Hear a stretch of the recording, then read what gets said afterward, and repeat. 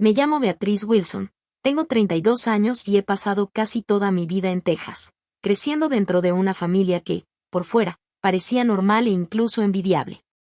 Vivíamos en una buena colonia, no nos faltaban oportunidades y todo daba la impresión de estar bien. Pero por dentro, muchas veces me sentía invisible. No era que no me vieran del todo ni que me ignoraran completamente, sino que siempre estaba en segundo plano. Lo suficientemente cerca para ayudar, apoyar y cumplir, pero nunca siendo la persona a la que aplaudían.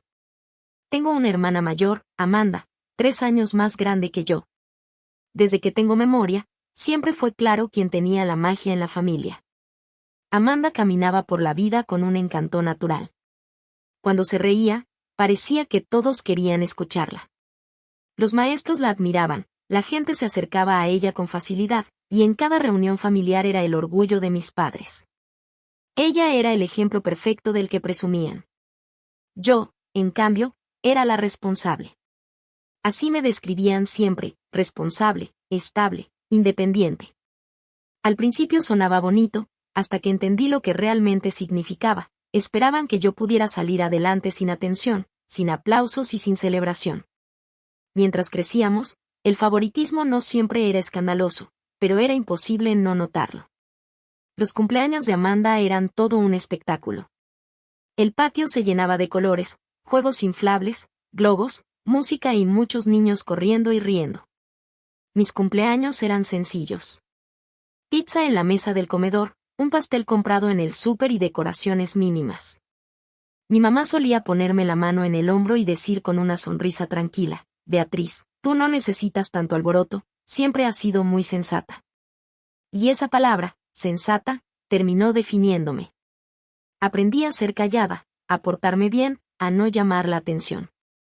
Mis logros se reconocían de forma discreta, mis problemas se atendían sin mucho ruido, pero casi nunca me celebraban solo por ser yo. En una casa donde la luz de Amanda brillaba tan fuerte, yo vivía en la sombra, como un personaje secundario dentro de mi propia familia. No eran solo los cumpleaños. En las fiestas, en la escuela, en los planes del fin de semana, todo seguía el mismo patrón. Los talentos de Amanda se aplaudían y se impulsaban. Los míos recibían un muy bien y poco más. Sí había amor, pero era medido, condicionado y casi invisible para cualquiera que no viviera con nosotros. Aprendí desde pequeña que, en mi familia, el cariño se reservaba para quien brillaba sin esfuerzo. Yo podía ayudar, apoyar y resolver problemas, pero nunca ser el centro. Así me convertí en la cuidadora silenciosa de la familia. Sonreía cuando Amanda tenía éxito, aunque por dentro sintiera un pequeño dolor. Me hacía cargo de responsabilidades que nadie más quería, calmaba conflictos y cargaba con el peso de ser la que siempre responde. Ese papel exigía paciencia, control y perfección. Con el tiempo, se volvió parte de mí y moldeó cómo me veía, cuánto creía valer y cuál pensaba que era mi lugar en el mundo. Cada diciembre seguía la misma rutina silenciosa. Llegaban las luces, la música y los regalos, pero el mensaje siempre era igual. Los regalos de Amanda eran más grandes, más llamativos y elegidos para impresionar. Ella abría juguetes nuevos, aparatos de moda y ropa de marca. Yo recibía cosas útiles, prácticas, pensadas para durar. Y si algo se parecía a lo que ella tenía, casi siempre era una versión más sencilla, sin la emoción de lo nuevo. Una mañana de invierno, cuando yo tenía 10 años, quité el papel de regalo y encontré una casita de plástico para muñecas, mal armada y incompleta. Le faltaba una puerta, y quedaba un hueco vacío donde algo importante debía estar. Recuerdo que forcé mi cara a no mostrar nada, con miedo de que incluso un poco de decepción pareciera ingratitud. Aún así, mi mamá notó la duda.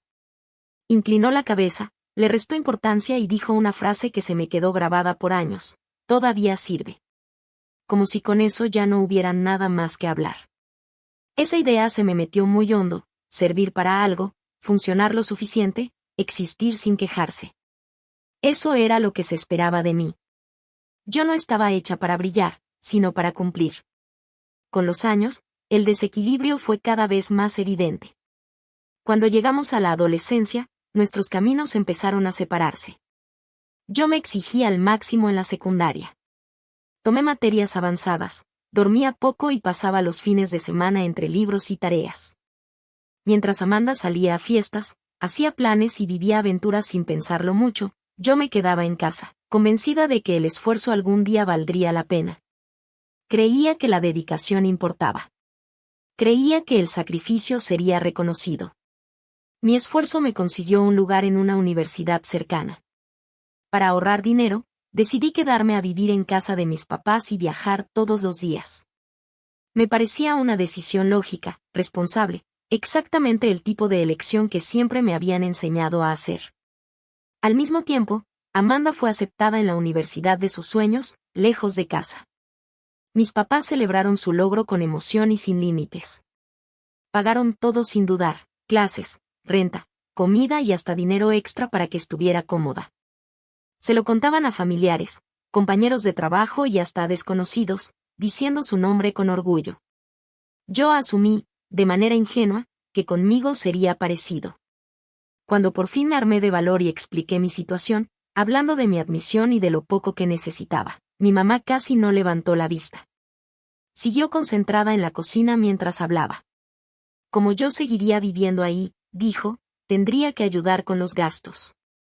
No hubo felicitaciones. No hubo reconocimiento. Solo una condición. En ese momento, algo cambió dentro de mí. Entendí que mis logros no se celebraban, se aprovechaban. El éxito de Amanda era una inversión. El mío era un recurso. Yo no era alguien a quien impulsar, sino alguien en quien apoyarse. Contribuir no fue solo una sugerencia, fue una obligación. A los 18 años, empecé a pagar $400 al mes por renta y servicios, además de mis propios gastos, comida, artículos del hogar y hasta productos de limpieza. Mi sueldo del trabajo de medio tiempo en una librería, $9 la hora, apenas alcanzaba. Recuerdo sentarme frente a mi mamá y decirle, nerviosa, que Amanda nunca había tenido que pagar ni un centavo mientras estudiaba. Mis palabras no hicieron efecto. Ella solo se encogió de hombros y dijo, a Amanda le dimos lo que necesitaba. Tú eres diferente. Eres independiente. Tú sabrás cómo hacerlo. Y así lo hice. Lo resolví, con dolor y cuidado extremo. Tomar turnos extras se volvió normal, alargando mis días hasta muy tarde. A veces dejaba de comer cuando el dinero no alcanzaba, sobreviviendo con sopa instantánea, pan del día anterior o alguna muestra gratis en la tienda. Los libros eran otro problema, buscaba usados, revisaba internet o dependía de la biblioteca. Mi coche, un regalo usado de un vecino, era como un horno en los veranos de Texas, con el aire acondicionado descompuesto y cada trayecto convertido en una prueba de resistencia. Aún así, cada mes entregaba los $400 sin decir nada, sabiendo que Amanda vivía cómoda, con aire acondicionado, llamando a casa para quejarse de que su dormitorio estaba demasiado frío. Mientras mis papás le mandaban más dinero solo para que no le faltara nada. Recuerdo una tarde en la cocina pequeña de la casa, parada con un paquete de sopa instantánea en las manos, mientras el vapor subía y mi mamá hablaba por teléfono. Con una voz llena de importancia, explicaba que la universidad era muy difícil y estresante, y que no podían permitir que Amanda se sintiera ansiosa. Yo me quedé ahí, mirando esa comida tan simple, y pensé en silencio, ¿en qué momento la comprensión y el cuidado decidieron que yo no los merecía? La graduación solo dejó más clara la diferencia. A Amanda, con un promedio de 3.2 en comunicación, la celebraron en grande. Hubo comida contratada, adornos, música e invitaciones para medio vecindario. Fue todo un evento. Lo mío fue muy distinto. Cuando terminé la carrera de ingeniería en sistemas con un promedio de 3.9, la celebración fue una cena tranquila en casa. Lasaña en la mesa y mi mamá diciendo, con calma, que no hacía falta hacer tanto alboroto. Ahí entendí la verdad, nunca se trató de justicia, esfuerzo o dinero, sino del valor que ellos creían que cada una tenía. Después de graduarme, me salí de la casa lo más rápido que pude. Mi primer departamento era muy pequeño y estaba amueblado con lo que me alcanzaba, mesas usadas, un sillón incómodo y un colchón hundido en el centro. Mis días eran largos y mis noches todavía más. Trabajaba con mucho cuidado y disciplina, ahorrando todo lo posible y planeando cada paso, construyendo una vida que no dependiera de la ayuda de nadie. Cada logro y cada avance los conseguí sola, sin esperar nada de nadie, porque desde muy joven aprendí que confiar en mi familia casi siempre llevaba a la decepción. Mientras tanto, Amanda se casó con Tyler, un hombre que mis papás admiraban a pesar de que nunca tuvo un trabajo estable. Tuvieron 3 hijos y, como siempre, mis papás estuvieron ahí para ella en todo momento. Cuidaban a los niños cada fin de semana, pagaban cuentas cuando faltaba dinero y le daban apoyo emocional constante. Yo observaba en silencio, a veces con enojo, a veces cansada de ver el mismo patrón de siempre, entendiendo que esa diferencia que viví de niña solo se había extendido a la vida adulta. Aún así, seguí construyendo mi propio camino. Me demostré a mí misma que la estabilidad, la independencia y el éxito se pueden lograr con esfuerzo, constancia y confianza en uno mismo. La comparación entre la vida de Amanda y la mía era evidente, pero ya no me definía. Aprendí no solo a sobrevivir en segundo plano, sino a salir adelante, en silencio y a mi manera. Cada vez que Amanda decía sentirse estresada o saturada, mis papás dejaban todo lo que estuvieran haciendo para atenderla de inmediato. Un pequeño problema en su agenda se volvía una emergencia. Cualquier molestia en su vida exigía soluciones rápidas. Mientras tanto, no importaba qué tan grandes fueran mis logros, certificaciones difíciles, ascensos o proyectos que requerían toda mi concentración, yo siempre quedaba en segundo lugar. Esa comparación constante me enseñó una lección dura. Compartir mis éxitos con ellos solo traía críticas o hacía que otros se adueñaran de ellos. Poco a poco dejé de contar cosas sobre mi vida. Aumentos de sueldo, logros en el trabajo, planes grandes, victorias personales, todo me lo guardé. Incluso los sueños que tenía en silencio se quedaron solo conmigo. Aprendí a proteger mis decisiones más importantes de su mirada. La más grande de todas la tomé completamente sola. Después de años rentando un departamento pequeño, caro y apenas suficiente para mí, decidí que ya era hora de comprar una casa. No le dije nada a mis papás. No por vergüenza, sino porque sabía exactamente cómo iba a terminar. Para ellos, nada de lo que yo lograba era solo mío. Todo lo que construía, ganaba o compraba siempre parecía estar disponible también para Amanda. La única persona en quien confié fue Marcos, mi pareja. Él se volvió mi apoyo, mi compañero de ideas y mi animador silencioso. Yo le hablaba de colonias posibles, comparábamos ventajas y desventajas de las casas, veíamos opciones de crédito y planeábamos inspecciones. Una noche, mientras revisábamos anuncios y hacíamos cuentas, me tomó la mano y me dijo con calma: Beatriz, tú luchaste por esto. Cada hora, cada sacrificio. Te lo ganaste. Esto es tuyo y de nadie más. En ese momento le creí. Sus palabras me dieron permiso de querer algo solo para mí, sin sentir culpa. Lo que no imaginé fue que ni siquiera el silencio me iba a proteger. En cuanto mi familia se enteró de que estaba buscando casa, todo cambió. No lo vieron como un logro personal ni como un paso hacia la estabilidad. Para ellos, mi esfuerzo se volvió algo compartido. Mi casa, mis ahorros, mis decisiones, todo pasó a ser de la familia, con Amanda incluida sin necesidad de decirlo. Ya no era solo una casa, era otro escenario donde se repetiría la misma historia, conmigo siempre a la defensiva. Ese golpe fue duro. Entendí, con amargura, que siempre tuve razón sobre ellos. El silencio no me salvaba de nada.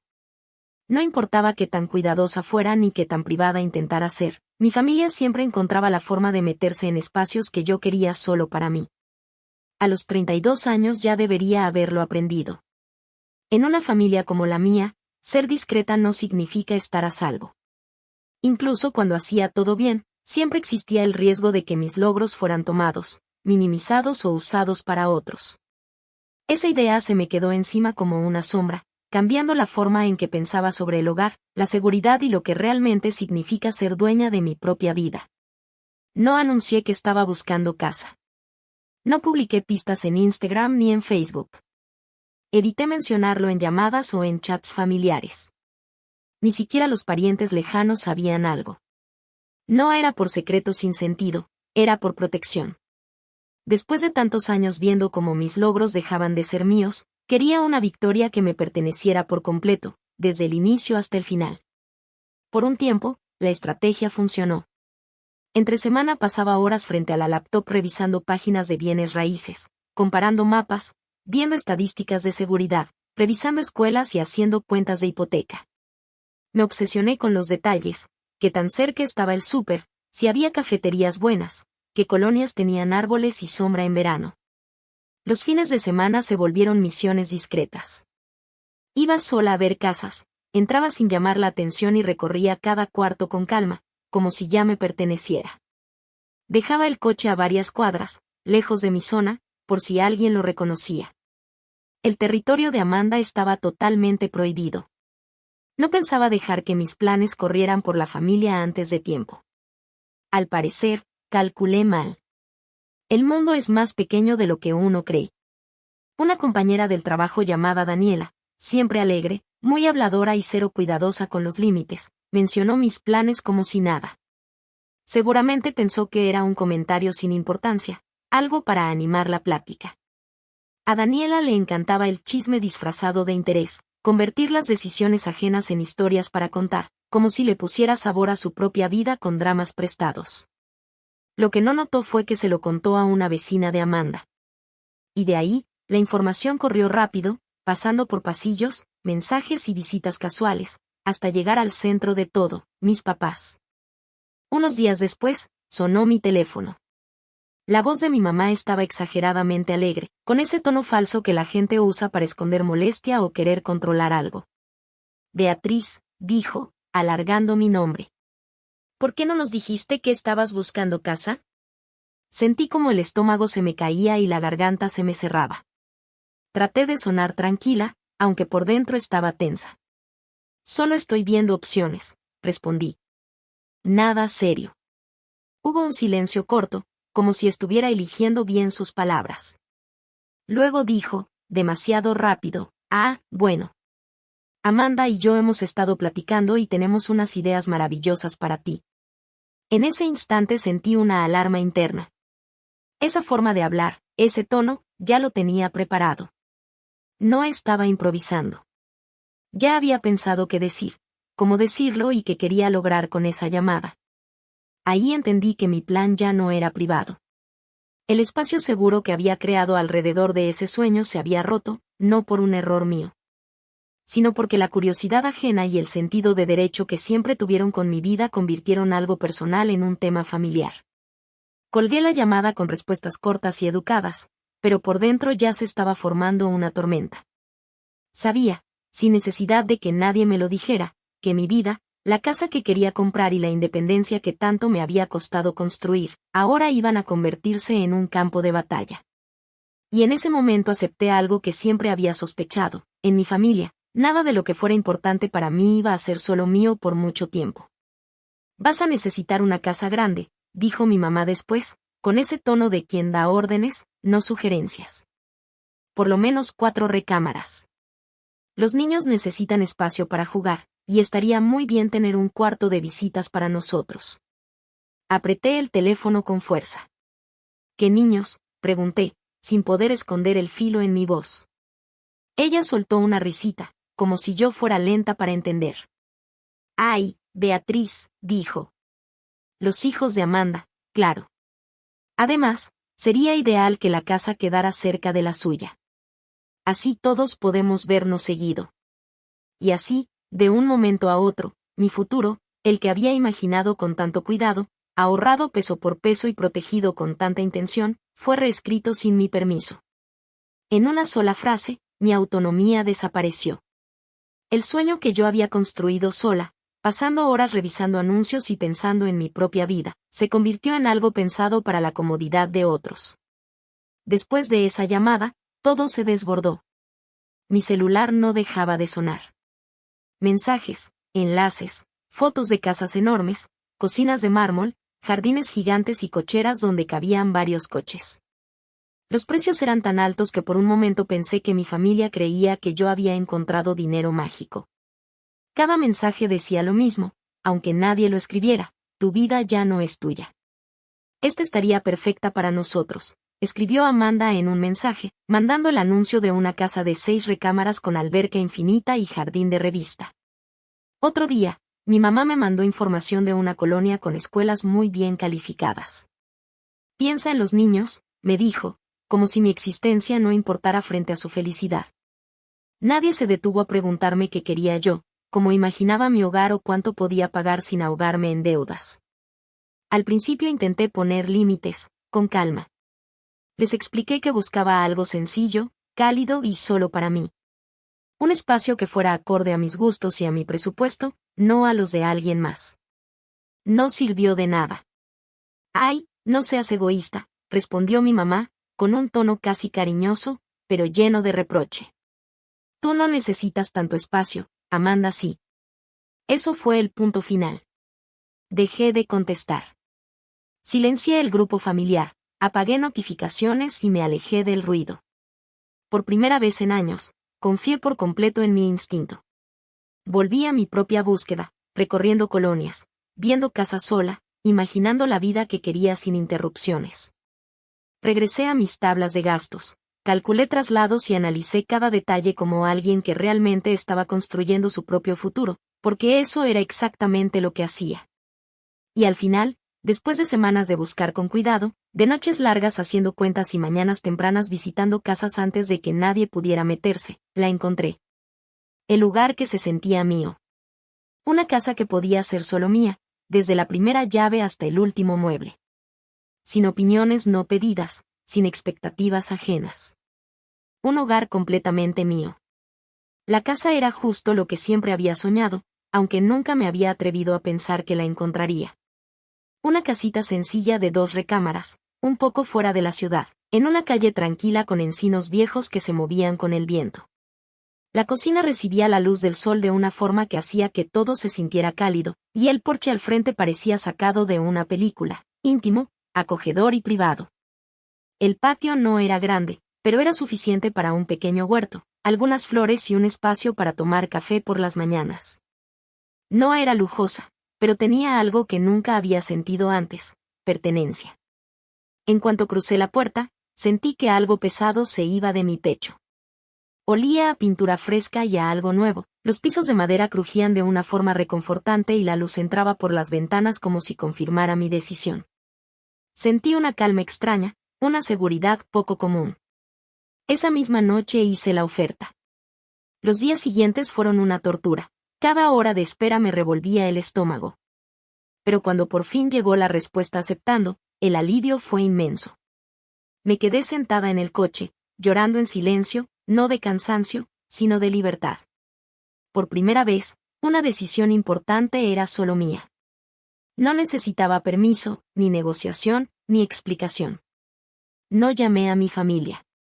Dejé que sus mensajes, sugerencias e ideas constantes pasaran de largo, como el viento golpeando las ventanas. Firmé los papeles en silencio, planeé la mudanza sola y elegí cada detalle, la distribución de los muebles, los colores de las paredes, las luces, sin que nadie se metiera. Se sentía como una victoria secreta, una pequeña rebeldía que solo yo podía disfrutar. Luego, como era de esperarse, mi mamá llamó. Su tono tenía esa autoridad disfrazada de amabilidad que ya conocía muy bien. Vamos a cenar el próximo fin de semana, dijo. ¿Vienes? Estuve a punto de decir que no. Todo en mí quería negarse, cuidar mi paz y evitar la invasión de siempre. Pero una parte pequeña y terca todavía tenía esperanza, creyendo que tal vez podía hablar claro y poner límites. Así que acepté, preparándome para lo inevitable. En cuanto crucé la puerta, el caos me cayó encima. Los hijos de Amanda corrían de la sala al pasillo gritando, con una energía que hacía vibrar la casa. Había juguetes por todos lados, como si los hubieran aventado al aire. Tadeo estaba tirado en el sillón, viendo la tele, completamente ajeno al desorden. Mi mamá apenas levantó la cabeza mientras acomodaba la mesa. Ah, qué bueno, dijo con una sonrisa forzada. Por fin llegas a tiempo. La cena empezó cargada de tensión, entre pláticas superficiales y quejas.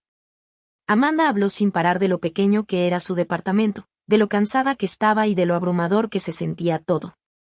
Yo escuché en silencio, asintiendo, sintiendo cómo se repetía el mismo patrón de siempre. Y como si siguieran un guión, Mi mamá se aclaró la garganta y sonrió de esa forma demasiado ensayada. Beatriz, dijo, mirándome fijo. Creemos que ya encontramos la casa perfecta para ti. Amanda no perdió un segundo. Se metió de inmediato, emocionada y segura de sí misma. Es enorme. Hay espacio de sobra para los niños. Y está cerquita de donde vivimos, así podemos vernos todo el tiempo. Sentí el enojo subir despacio, calentándome el cuello y apretándome el estómago. El corazón me latía fuerte al darme cuenta de que, a pesar de todo mi cuidado, el refugio que estaba construyendo ya lo estaban convirtiendo en algo compartido, en una comodidad para otros. Está preciosa, dijo mi mamá, con una mezcla de emoción y expectativa. 5 recámaras, un patio enorme, y a solo unas cuadras de aquí. Es perfecta para todos. Sonrió como si ya tuviera el plano en la cabeza. Los niños tendrían muchísimo espacio. Hasta Tadeo podría tener su oficina, agregó con total naturalidad, como si esa casa siempre hubiera sido pensada para ellos. Hablaban con seguridad, sus voces chocando entre sí, tejiendo planes que asumían que yo participaría y cedería. Cada sugerencia, cada comentario entusiasta reforzaba lo que no se decía. La casa era de Amanda y su familia, y yo debía acomodarme a eso. Fue en ese momento que finalmente dejé el tenedor. Me aclaré la garganta, controlando la voz a pesar del corazón latiendo a mí, y dije las palabras que llevaba meses repitiéndome en la cabeza. Ya compré una casa. El cuarto se congeló. Los tenedores quedaron suspendidos en el aire, los ojos se abrieron como platos y el murmullo se desvaneció en incredulidad. ¿Qué? Gruñó mi mamá, con un tono agudo y acosador. Compré una casa, repetí, más despacio esta vez, dejando que cada palabra cayera firme. Una casita de 2 recámaras. Es perfecta para mí. El rostro de Amanda se torció en confusión, las cejas fruncidas como si hablara en un idioma que no podía entender. ¿Una casita?, preguntó, incrédula. ¿Cómo vamos a caber en una casita? No caben, y dije, con voz suave pero firme. Es mi casa. La cara de mi mamá se puso roja como tomate, sus manos se aferraron al borde de la mesa. ¿Cómo pudiste tomar una decisión tan grande sin consultarnos?, exigió, con incredulidad que se mezclaba con ira. Porque no era su decisión, respondí con calma, inclinándome un poco hacia adelante. Ustedes no me estaban ayudando. Estaban planeando para Amanda. La voz de Amanda se agudizó, cortando la tensión como un cuchillo. Pero necesitamos esto, Beatriz, no es justo para los niños. Eso no es mi responsabilidad, dije, levantándome. La silla raspó el suelo con un sonido que pareció marcar un punto en medio de la tormenta. Yo trabajé para esto. No lo voy a dejar. Mi papá golpeó la mesa con la palma, haciendo vibrar platos y vasos. Te estás siendo egoísta. Lo miré y, en ese momento, algo fundamental cambió. Algo que había estado dormido por años finalmente se encendió. Finalmente me estoy eligiendo a mí, dije, con voz firme. Si eso me hace egoísta, que así sea.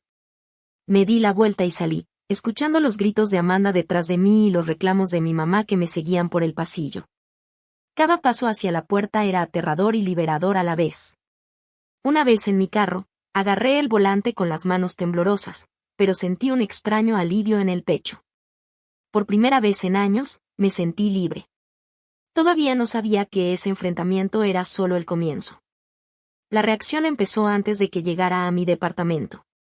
Cuando estacioné en el lugar oscuro, mi teléfono vibraba sin parar. Llamadas perdidas, notificaciones parpadeando una tras otra. No abrí ninguna. La experiencia me había enseñado muy bien el ritual. Primero venía el shock, la incredulidad de que pudiera actuar por mi cuenta. Después la indignación, una ola constante de acusaciones y manipulaciones. Y al final, la culpa, una niebla pesada y sofocante diseñada para obligarme a ceder. Todo intenso y sin pausa, como una máquina en repetición.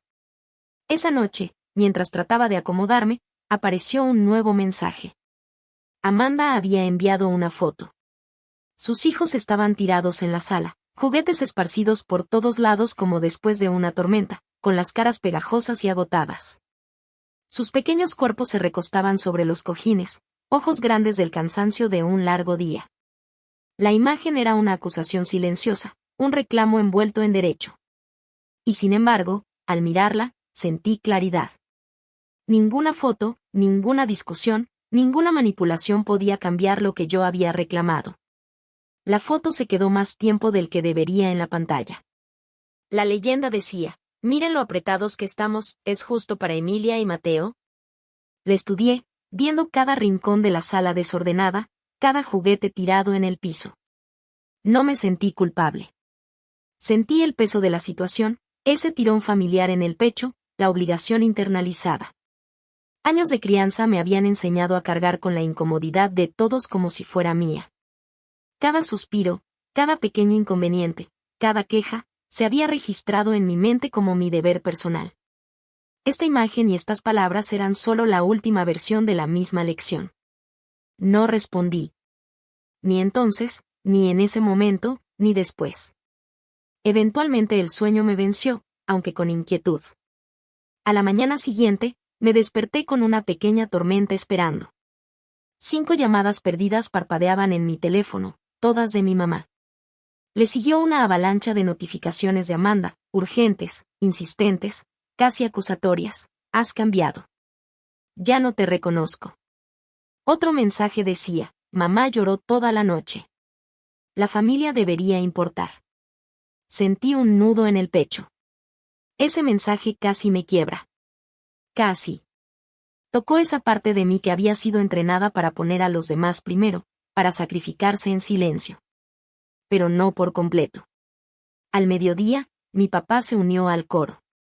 Un buzón de voz me esperaba, casi 6 minutos de grabación. No escuché todo, no era necesario. Solo el sonido de su voz, ese ritmo medido y calculado, cargado de decepción disfrazada de autoridad paterna, transmitía todo. Me había salido del papel que me habían asignado. Los mensajes continuaron, con precisión implacable. Párrafos y más párrafos de mi mamá detallaban mis supuestos errores, lo egoísta que me había vuelto, lo difícil que era la vida de Amanda, como los niños estaban siendo castigados por mis decisiones. Entre líneas de preocupación había un hilo constante: aún no es tarde. Podrías vender la casa y conseguir algo que funcione para todos. Fue entonces cuando comprendí que debía tomar control de una manera nueva. Silencié la conversación. No bloqueé, todavía no, pero sí silencié. El vibrar constante de las notificaciones se convirtió en silencio. Por primera vez, establecí un límite que no dependía de palabras amables ni de la esperanza pasiva. No estaba lista para aceptar que, en esta familia, el respeto era condicional y solo aparecía después de que ellos pusieran consecuencias sobre ti. Unos días después, la presión se amplió. De la nada, llamó mi tía, alguien con quien no hablaba desde hace años. Su voz tenía ese mismo peso antiguo de expectativas. Escuché lo que está pasando, dijo, con esa autoridad que solo los familiares parecen poder usar. La familia va primero, Beatriz. Deberías ayudar a tu hermana. Me reí, amarga y sin diversión. No porque fuera gracioso, sino porque la audacia era casi cómica. Después de décadas de ser entrenada para sostener la comodidad de todos. La idea de que yo debería renunciar a la vida que había construido solo para acomodar a alguien más me parecía absurda en el sentido más puro de la palabra. Y aún así, debajo de la absurdidad, una pequeña chispa de claridad se encendió. Finalmente entendí, sin titubear, que esta era la vida que debía proteger. No porque no sintiera compasión, ni porque me faltara sensibilidad, sino porque por primera vez reconocí la diferencia entre cuidar y dejar que te consuman. Yo no era responsable de los problemas de Amanda, de la pereza de Tadeo, ni de las expectativas infinitas de una familia que durante décadas me enseñó que mis deseos eran secundarios. Esa claridad se volvió mi armadura. Cada mensaje, cada llamada, cada texto, dejó de ser un intento de controlarme, ahora era un desafío a mi determinación. Y yo, por primera vez en mucho tiempo, me sentí lista para enfrentarlo. Esta era una mujer que, durante la mayor parte de mi vida, casi nunca recordaba mi cumpleaños ni notaba mis pequeños logros, de repente colocándose como guardiana autoproclamada de mis obligaciones éticas. No voy a discutir esto, dije con firmeza, presionando el teléfono contra mi pecho antes de colgarlo. El alivio fue breve. Casi de inmediato, las redes sociales entraron en el campo de batalla. Amanda publicó una foto de sus hijos amontonados en una litera, sábanas enredadas, caras enrojecidas por un día largo. La leyenda decía, solo quieren un poquito de espacio para crecer. Es triste cuando la gente olvida lo que significa la familia. Los comentarios llegaron como un torrente, simpatía hacia ella, elogios por su paciencia, sutiles reprimendas directas hacia mí. Extraños, conocidos y la mitad de las personas que apenas había visto estaban juzgándome, sacando conclusiones sobre mi carácter a partir de una sola imagen cuidadosamente seleccionada. Me quedé callada, refugiándome en el único consuelo que podía encontrar, ignorar las notificaciones, negarme a responder, dejar que la tormenta virtual pasara sobre mí sin participar. Pero los límites, como ya debería saber, solo existen mientras otros estén dispuestos a respetarlos. Y pronto, mi mamá cruzó esa línea. No puedo decir cómo consiguió la información, tal vez de registros públicos, tal vez de algún amigo que se acercó demasiado a mi vida. Fuera cual fuera la fuente, de repente mi casa, mi santuario cuidadosamente elegido, apareció en su feed. La imagen era perfecta, la luz del sol iluminando el pequeño porche, el jardín empezando a florecer. Pero la leyenda la convirtió en acusación. Es desgarrador cuando alguien olvida de dónde viene. La familia sacrifica tanto, y así es como le pagan. Los bloqueé a todos de inmediato, con las manos temblando mientras presionaba cada nombre en el vacío digital, pero el daño ya estaba hecho. El chisme tenía vida propia. Una compañera de trabajo, preocupada o quizá curiosa, me escribió, ¿todo bien? Supe al instante que había pasado.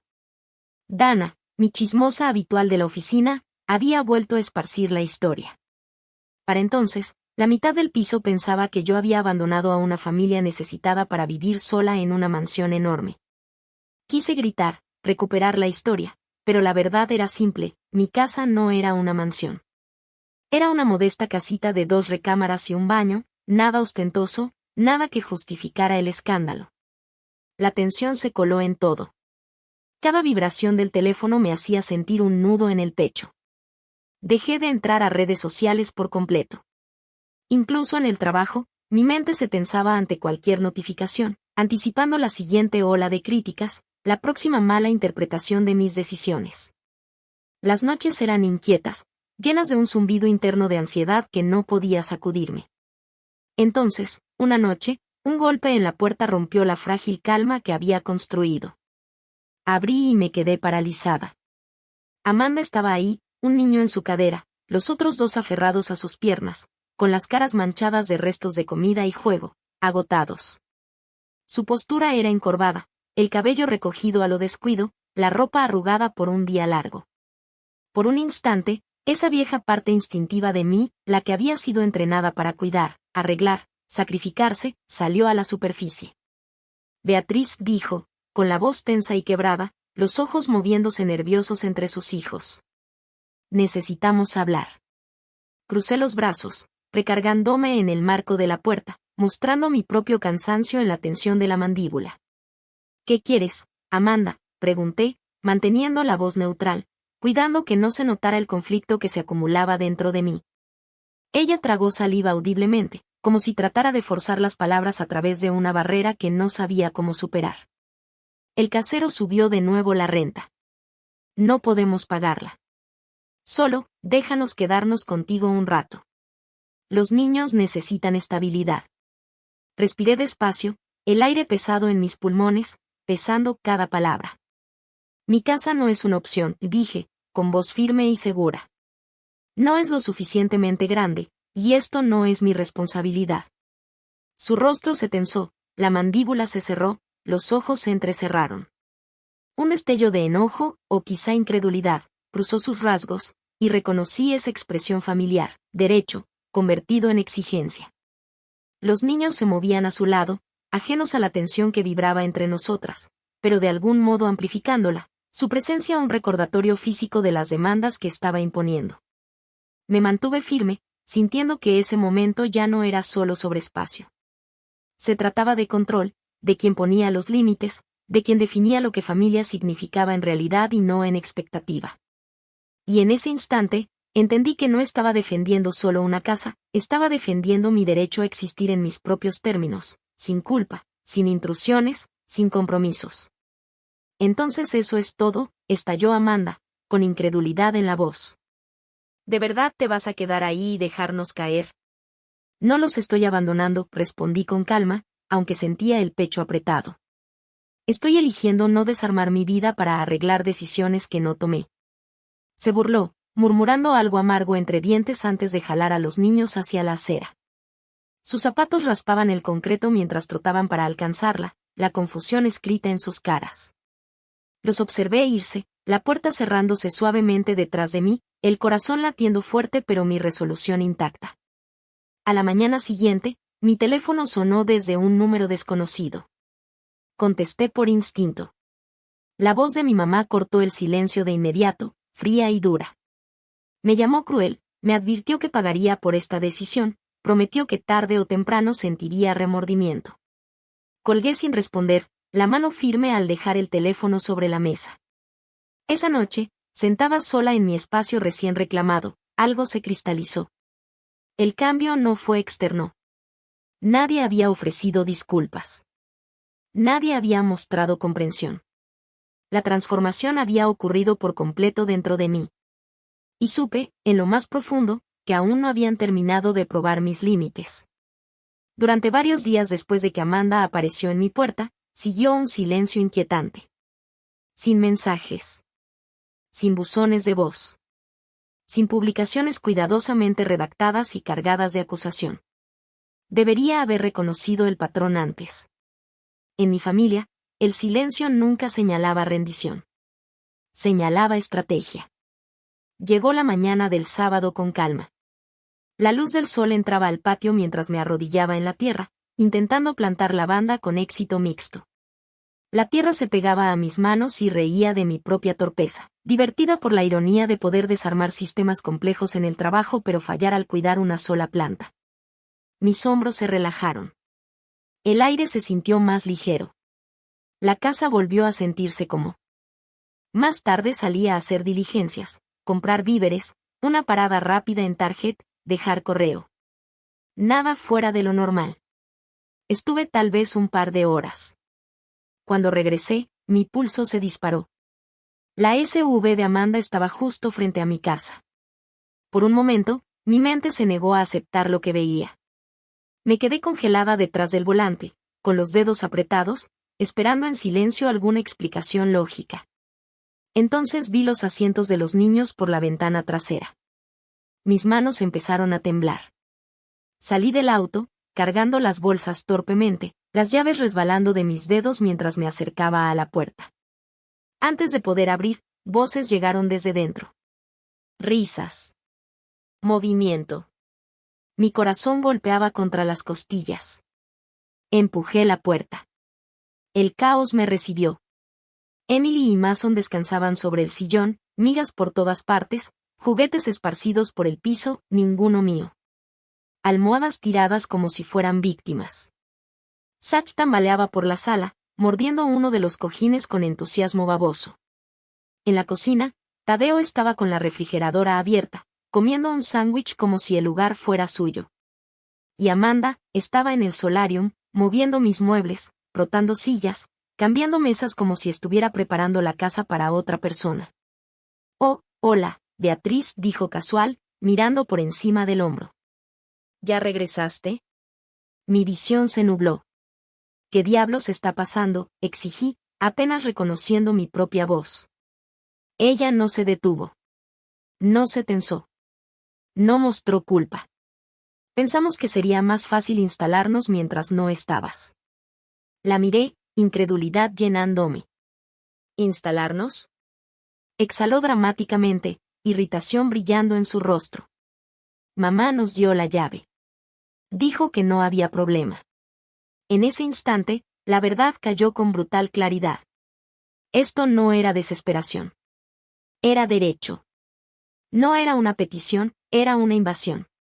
Y ahí, viendo cómo transformaban mi hogar en algo irreconocible, entendí exactamente hasta dónde estaban dispuestos a llegar para recuperar el control.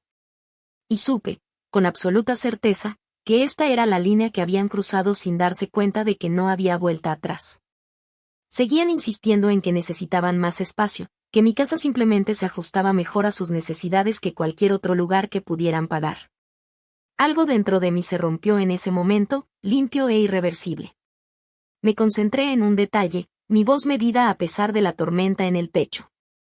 La llave, dije. Explíquenme cómo la consiguieron. Amanda inclinó la cabeza hacia la superficie de la cocina como si la respuesta fuera obvia. La copia extra. La que yo había dejado, de manera imprudente, durante la visita cuidadosamente ensayada de disculpas de mi mamá semanas antes. No la estabas usando, añadió con naturalidad, como si el acceso a mi casa fuera un recurso compartido. Tadeo finalmente me prestó toda su atención, evaluándome con una mirada despectiva y calculadora. Señaló mi estado civil como si fuera evidencia en un juicio. Una sola persona, dijo, no necesitaba una casa completa. Desde su perspectiva, la distribución les convenía mucho más a ellos.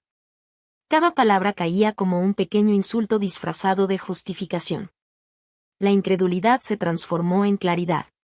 Salgan, dije, con tono firme y definitivo. Amanda se rió, desestimándolo como melodrama.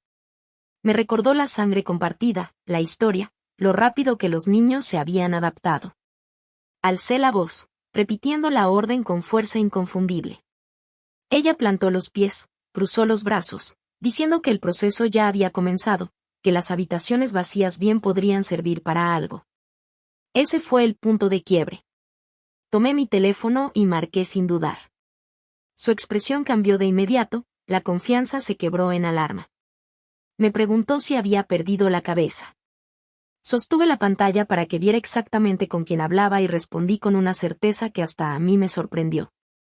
Cuando llegaron los oficiales, me mantuve quieta, dejando que la situación se desarrollara.